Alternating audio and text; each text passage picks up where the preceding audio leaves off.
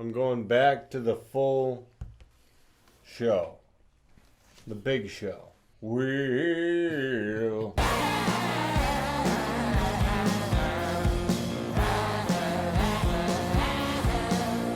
Hey everybody, welcome back to the Western Wisconsin Whiskey Emporium for ladies and gentlemen.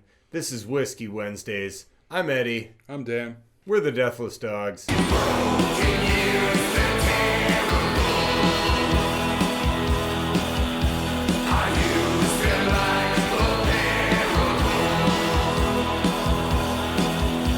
Today we're drinking Evan Williams Single Barrel. This bottle was actually a request from Justin Iverson, who frequently watches our videos and comments. Thanks, Justin. We really appreciate that. Back in June, I believe it was, we did the blind date, and it was with Evan Williams Bottled and Bond. And he commented on that video recommending that we try the Evan Williams Single Barrel. So that goes to show when you do comment things, we are paying attention, we are making a list, and this one was an easy pickup. This is pretty readily available. I've seen a lot of the 2012s around Western Wisconsin. However, somehow you managed to get your hands on a 2011 put in the barrel pick. This is another Backwater Spirits out of Decorah. I went down there and I picked up 5 bottles, and this was one of them. So this particular bottle was barreled on 8/4/2011.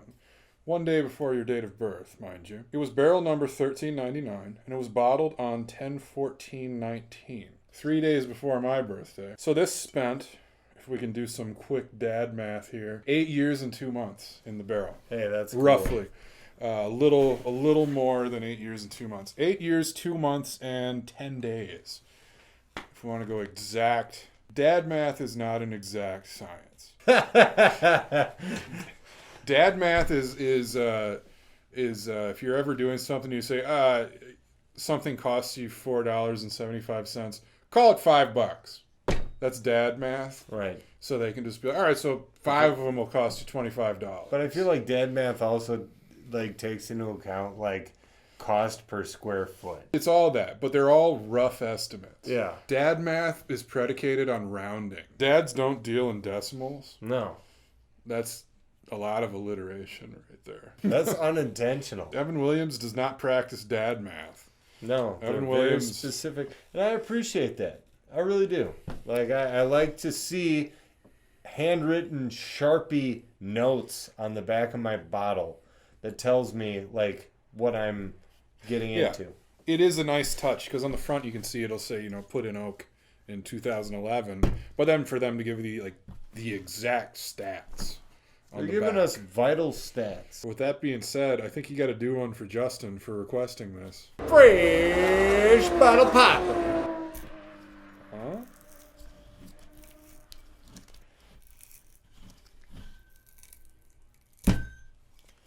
Jim Beam, are you watching? See that? Look how easy this is. That's a clean pull. Just going burly pour. It's a runny tap. Got away from me. Ooh, yeah, that is It wants to come you out. really don't have to do much. Like I said, it's just when I pulled that cork, it was eager to get out of that bottle. You're getting peanut notes out of the nose. Yeah, this one to me is like a creamy peanut butter. Maybe a little bit of fruit under there. Are we talking like an Elvis peanut butter and banana sandwich here? There's a potential for that. The more I'm smelling it, the more of a creamy peanut butter with a little bit of some sort of fruit jelly vibe.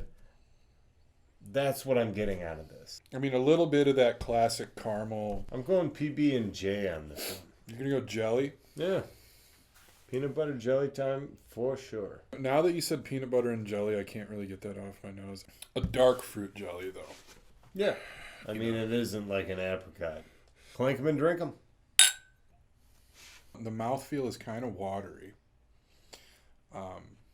It kind of just flows. But within that flow, there is a lot of flavor. On first taste, I'm getting a lot of creaminess. I got to go in for another one, though, because it did just kind of roll straight through, Yeah. You kind of got to slosh that one around a bit. But I think a lot of those roasted peanut notes come out in the flavor. If I were to side by side this with the Evan Williams Bottled and Bond, This one might be slightly more complex, but honestly, flavor-wise, very peanutty. Like, if you like peanuts, this would be a bourbon you would enjoy quite a bit. You do get the peanut flavor throughout, like you're talking.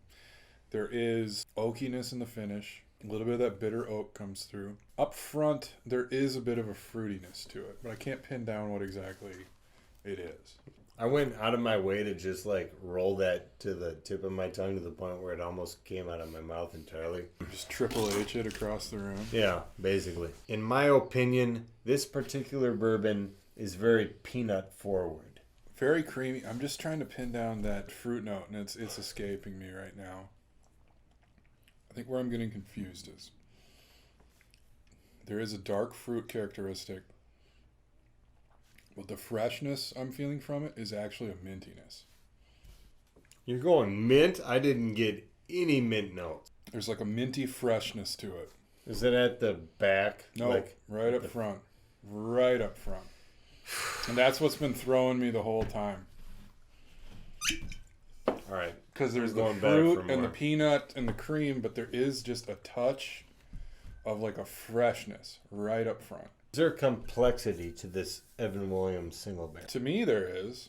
You seem to just think it's a one-trick pony of creamy peanut butter, but I'm picking up a lot of different stuff. You put it in, you breathe straight through your nose, and you get that fresh, minty note. That's what's been throwing me the whole time. Is it on the middle? Where does the mint fall into play? I would say... Who honestly cares, though, what part of your tongue it hits? Nobody gives a shit. It doesn't really matter in the grand scheme of things. It's there. But it's barely there. It's not a dominant flavor, but it was what was throwing me this whole time. What I couldn't pin down. Evan Williams single barrel. Would you buy it again? At what price point are we dealing with Evan Williams? This was somewhere in the 20s. Like, so between 22 and 26? No, somewhere in the 20s encompasses between $20 and $29. Between $20 and $29. It's that would be the 20s. What would you call the other half of the 20s if that is not? How about lower 20s or upper 20s? I feel like if there's a 2 at the beginning of your price, it doesn't fucking matter. It doesn't matter. You're right. Because I agree. It's less than $30. I feel like less than $30 for a bourbon like this. Yeah, in the 20s, why not invest in a complex bourbon? I would buy it again. If you see it, it's worth picking up. So Justin, thank you so much for recommending this. If you have recommendations, leave them in the comments below, because that's how we were told to drink this one. And it turned out to be a good one that we enjoyed. Also, hit the like button on the video if you haven't already. Hit the like button on our page if you haven't already. To follow us, drink whiskey with us every Wednesday. We're here. Thanks everyone for watching, and we'll catch you next week.